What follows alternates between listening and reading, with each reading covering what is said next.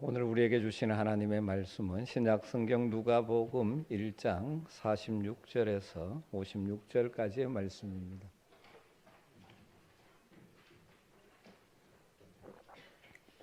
누가복음 1장 46절에서 56절 말씀입니다.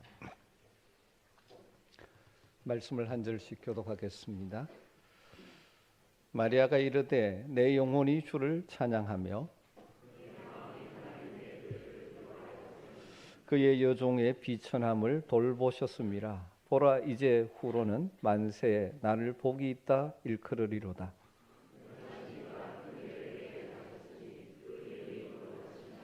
긍휼하심이 두려워하는 자에게 대대로 이르는도다.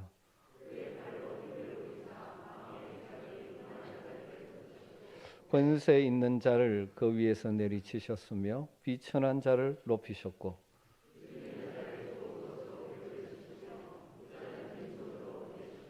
그 종 이스라엘을 도우사 긍휼히 여기시고 기억하시되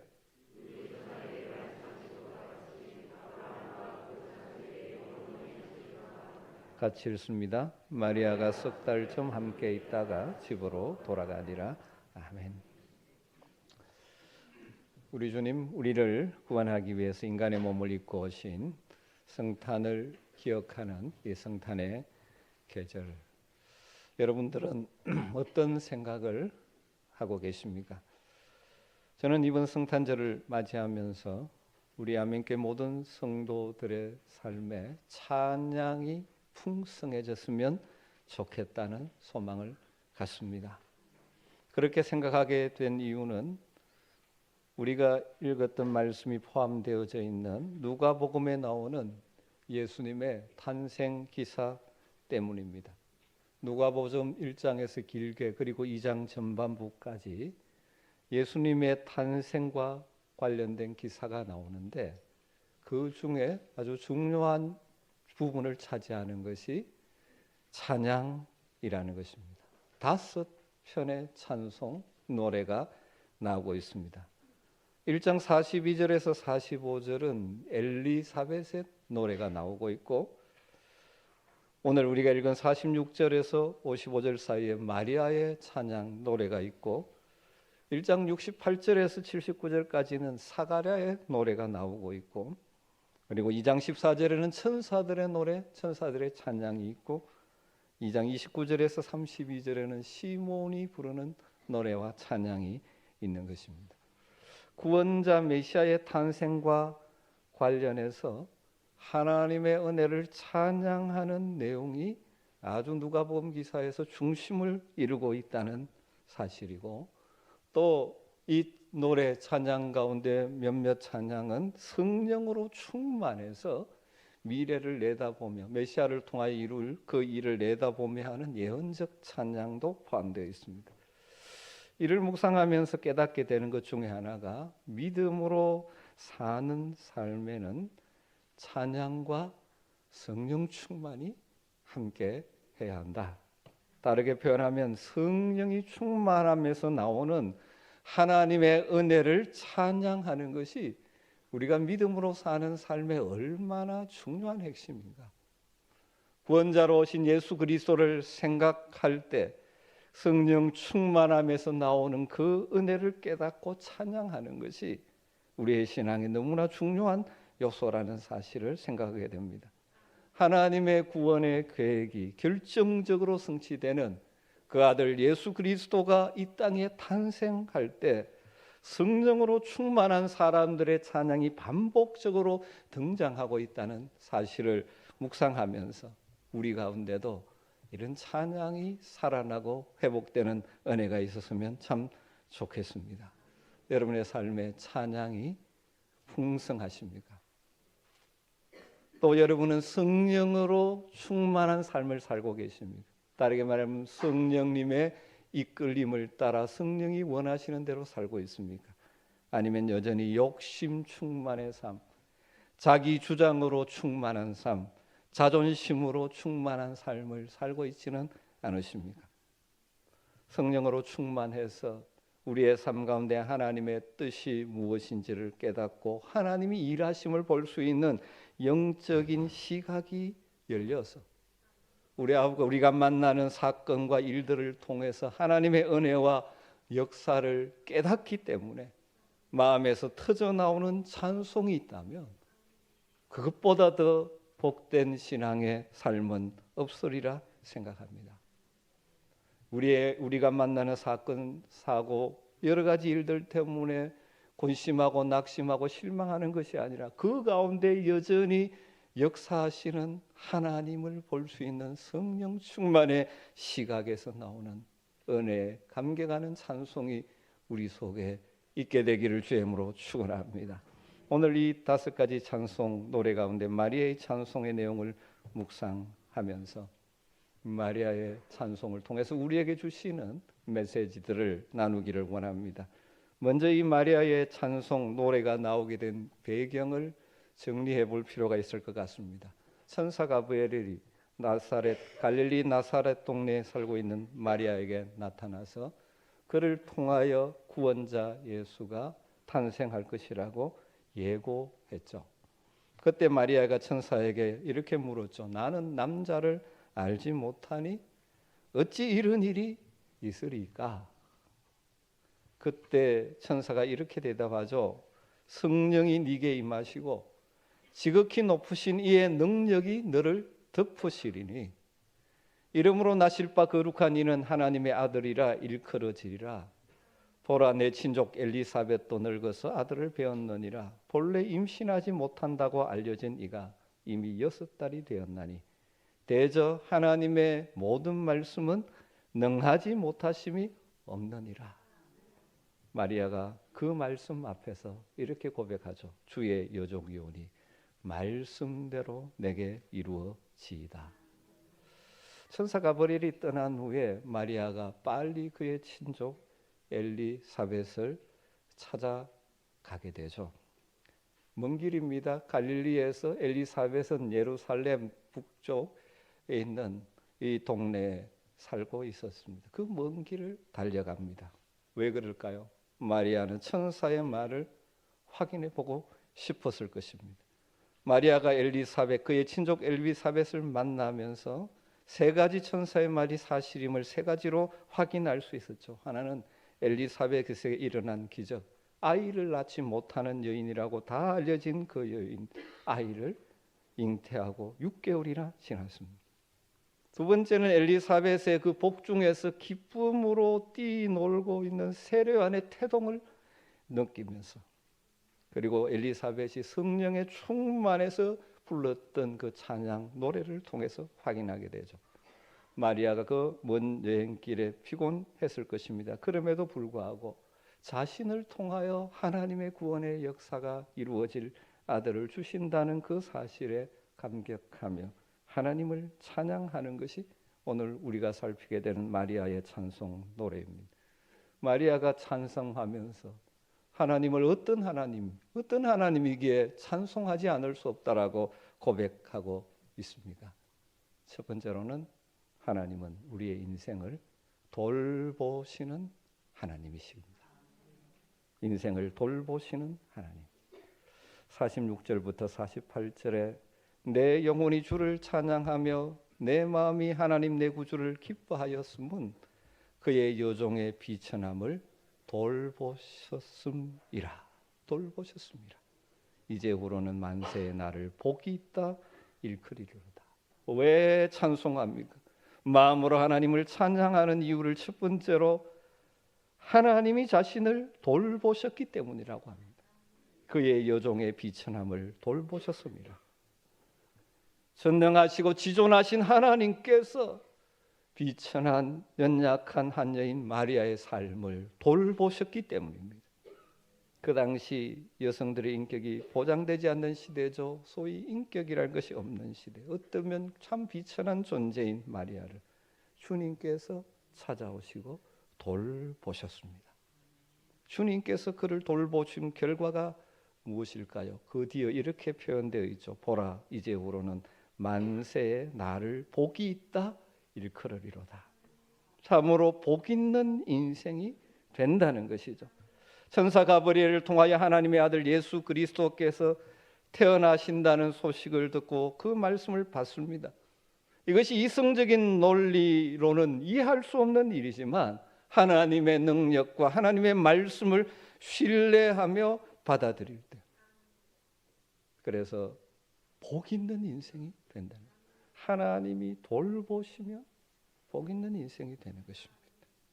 우리가 하나님의 말씀을 받고 하나님의 돌보심을 받게 되어지면 박복한 인생이었다 할지라도 은혜의 인생으로, 복된 인생으로 변화된다는 사실을 믿을 수 있게 되기를 주님으로 축원합니다.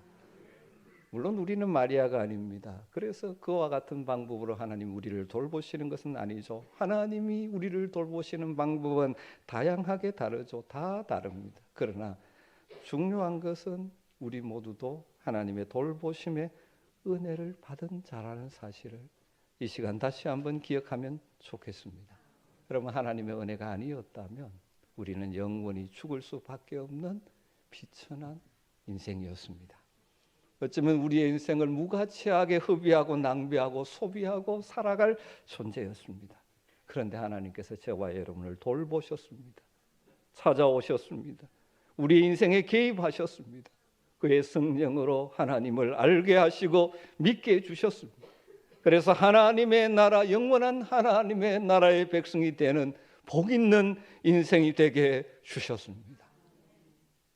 그러게 우리 역시 마리아처럼 고백하고 감사하며 찬양해야 될 존재가 아니겠습니까? 나같이 비천한 자를, 연약한 자를 택하시고 부르시고 구원하셔서 영광스러운 하늘 백성 삼아주신 것 감사합니다. 그리고 주님 나를 돌보지 않으셨다면 무가치하게 인생을 흡비하게 살 존재였는데 하나님 나를 돌보셔서 너무나 고귀한 하나님이 주신 사명을 따라 사는 존재로 만들어 주셔서 감사합니다. 이런 고백이 있게 되기를 주님으로 축복합니다. 우리가 오늘 이 자리에서 하나님을 예배할 수 있는 것은 우리 스스로의 결단에서 나온 것이 아니죠. 하나님께서 우리에게 은혜를 베푸시고 돌보아 주셨기 때문에 우리가 지금 이 자리에 하나님을 예배하는 것 아닙니다. 사랑의 주님이 우리를 찾아오셨습니다. 우리에게 깨닫게 하셨습니다. 눈을 열어 주셨습니다. 남들이 깨닫지 못하는 믿음의 세계, 남들이 보지 못하는, 보이지 않으신 살아계신 하나님을 우리가 믿음의 눈으로 볼 수 있게 되었고 그분의 음성을 들을 수 있는 귀를 열어 주셨습니다. 돌보시는 하나님, 나를 돌보아 주시는 하나님 때문에 마리아가 감격한 것처럼 우리 마음에도 동일한 감격이 있게 되기를 주님으로 축원합니다. 그래서 우리도 내 영혼이 주를 찬양하며 내 마음이 내 구주를 기뻐하였다라고 고백할 수 있기를 바랍니다.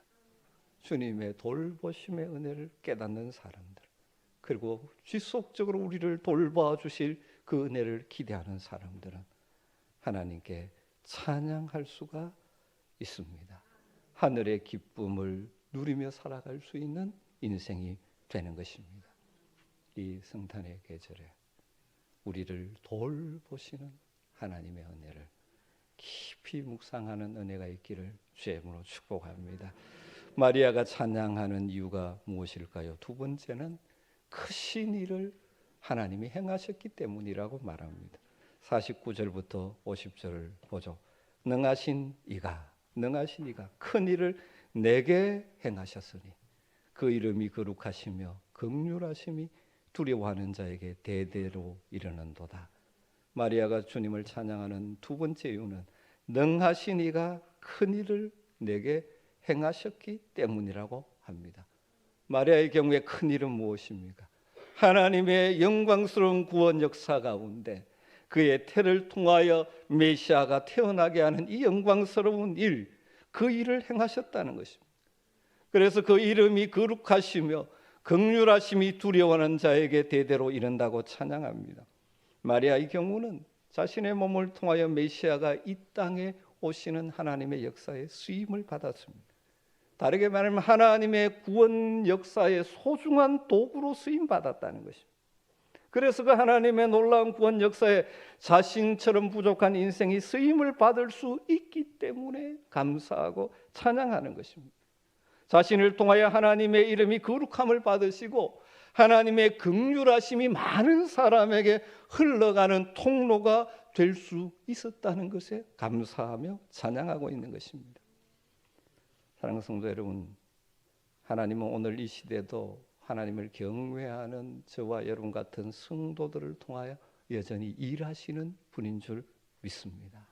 여전히 우리를 통하여 이 시대 하나님의 구원의 역사를 이루어가고 계십니다. 그 하나님의 말씀을 신뢰하고 하나님의 뜻에 순종하여 믿음으로 반응하며 살아갈 때 우리를 통하여 크고 작은 하나님의 구원의 역사와 일하심이 일어나는 것이죠. 우리에게 능력이 있어서가 아니라 능하신 하나님께서 우리를 통하여 일하기를 기뻐하시기 때문입니다.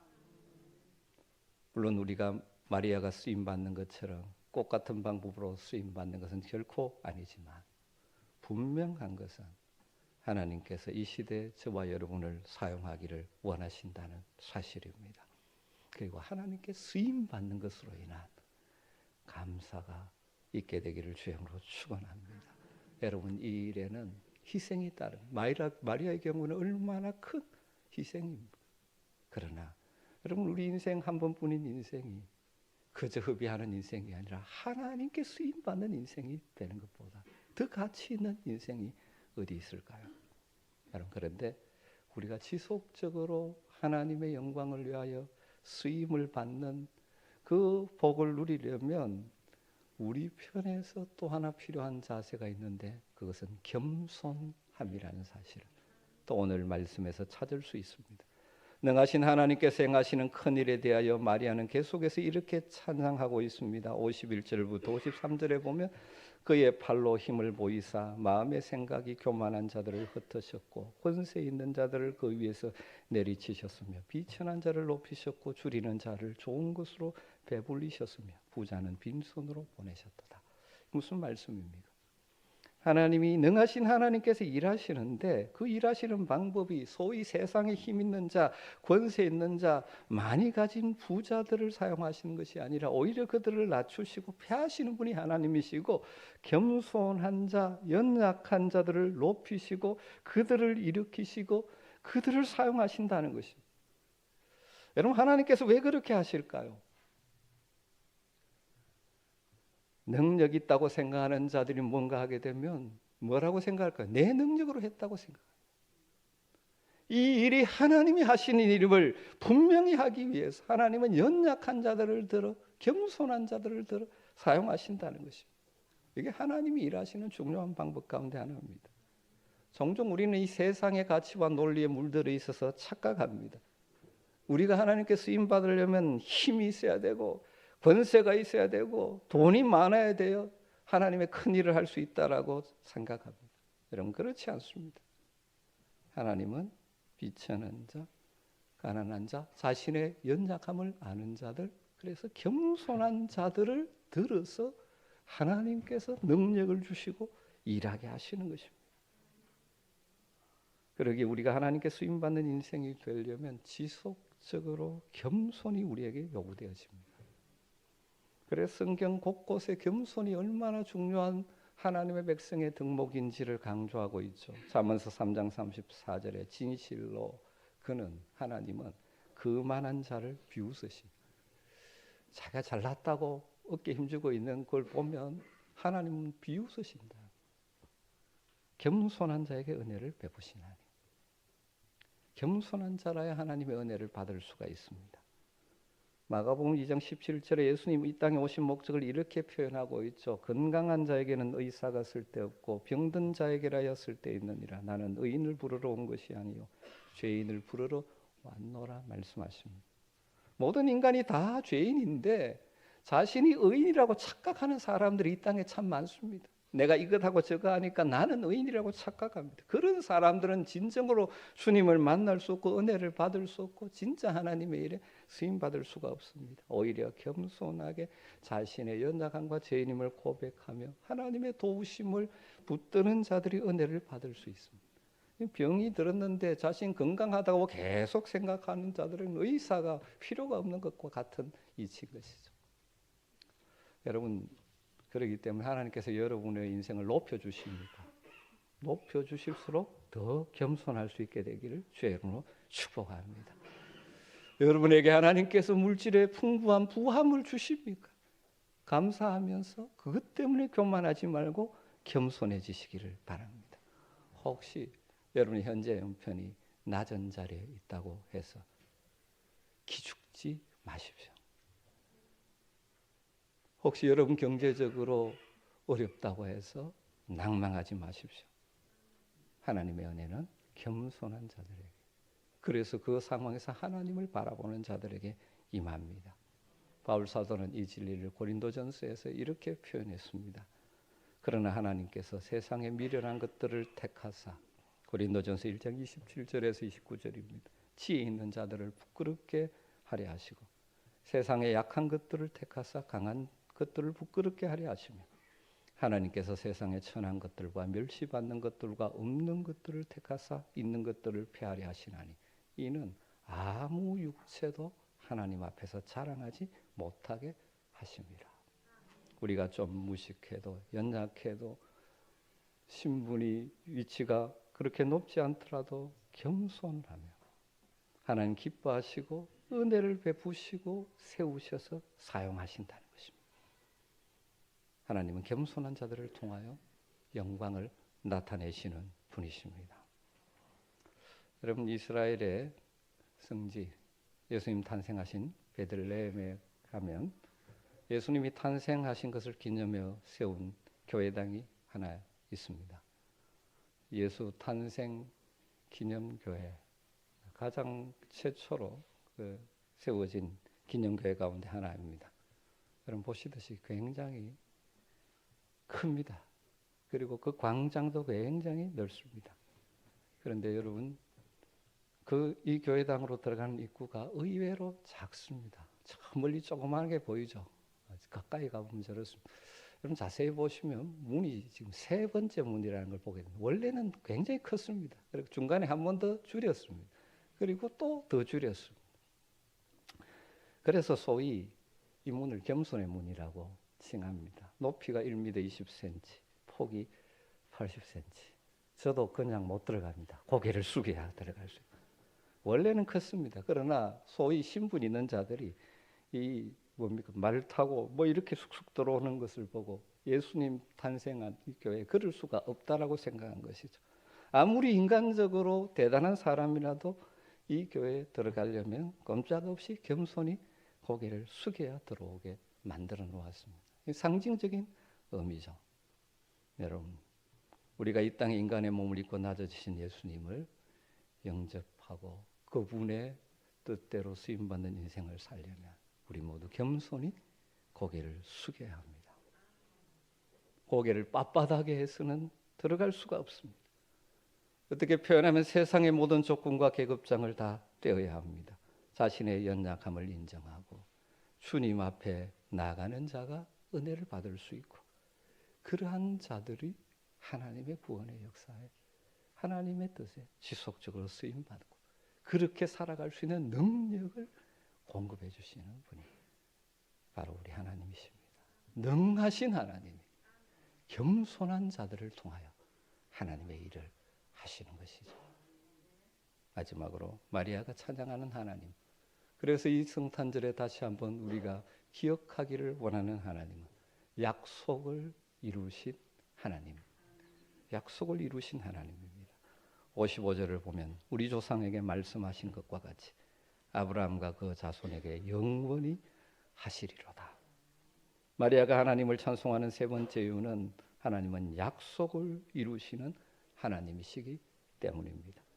다르게 표현하면 자신을 통하여 바로 아브라함, 그 조상 아브라함에게 주신 약속, 내 씨를 통하여 만민에게 복을 주겠다는 그 아브라함의 약속이 지금 마리아를 통하여 성취되는 것을 바라고, 이것이 바로 하나님께서 약속하신 구원자 약속이 이루어진다는 사실을 보면서 하나님을 찬양하는 것이죠. 하나님은 약속하신 바를 반드시 이루시는 하나님.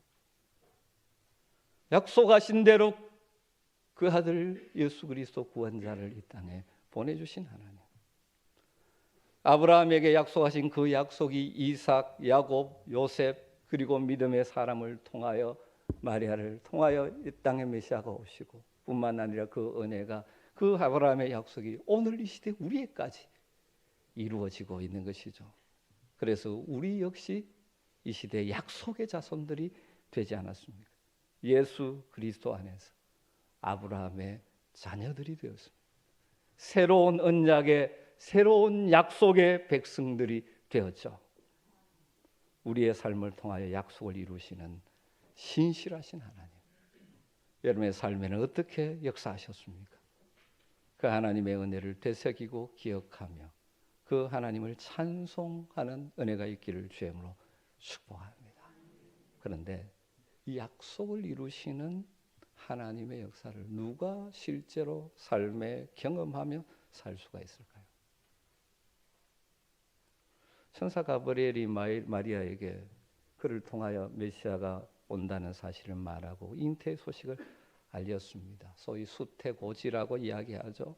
이 동정녀 탄생은 이성적으로나 과학적으로 이해되지 않고 설명할 수 없습니다. 그런데 하나님의 말씀이 뭐라고 표현합니까? 가브리엘이 뭐라고 말합니까? 대저 하나님의 모든 말씀은 능하지 못하심이 없느니라.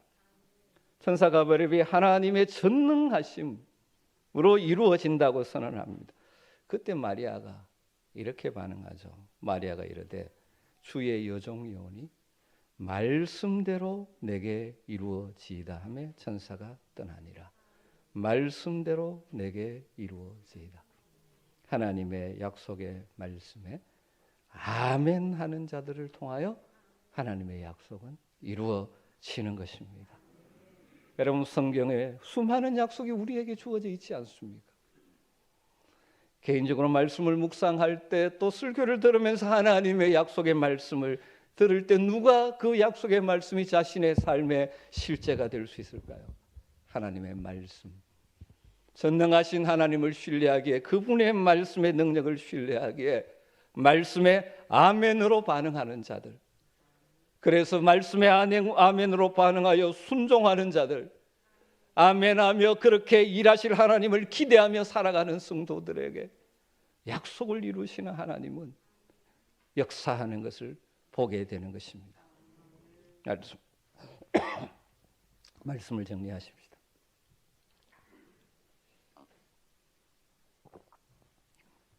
이 성탄의 계절에 저와 여러분의 심령 깊은 곳에서 찬송이 터져 나올 수 있게 되기를 간절히 소망합니다. 마리아가 찬송한 것 같이 우리도 하나님의 은혜를 찬송하고 하나님을 찬송하는 복이 있게 되기를 소망합니다. 마리아의 찬양을 통해서 만나게 되는 우리의 찬양을 받으시기에 합당하신 하나님은 어떤 분이십니까? 우리를 돌보시는 하나님이십니다. 우리를 돌보시는 하나님, 그 하나님을 만나게 되기를 주님으로 축복합니다. 그래서 내 삶의 하나님이 이렇게 나를 돌보셨다라고 고백하며 찬양할 수 있기를 주님으로 축원합니다. 큰 일을 행하신 하나님, 마리아를 통하여 하나님의 구원의 역사를 이루었듯이 이 시대의 겸손한 자들을 통하여 하나님이 일하실 줄로 믿습니다. 약속을 이루시는 하나님이 우리 하나님이십니다. 이 은혜를 날마다 실감하며 삶 속에서 찬송으로 채워가는 복이 저와 여러분에게 있게 되기를 주님으로 축원합니다. 기도하겠습니다. 하나님 감사합니다. 내 영혼이 주를 찬양하며 내 마음이 하나님 내 구주를 기뻐한다라고 마리아가 찬양했는데, 그 마리아가 찬송한 하나님, 우리의 하나님이신 줄 믿습니다. 그래서 이 성탄의 계절에 우리 속에도 염려, 근심, 불평 사라지고 하나님의 은혜에 대한 찬송이 회복되어지고 풍성해지게 하여 주시옵소서.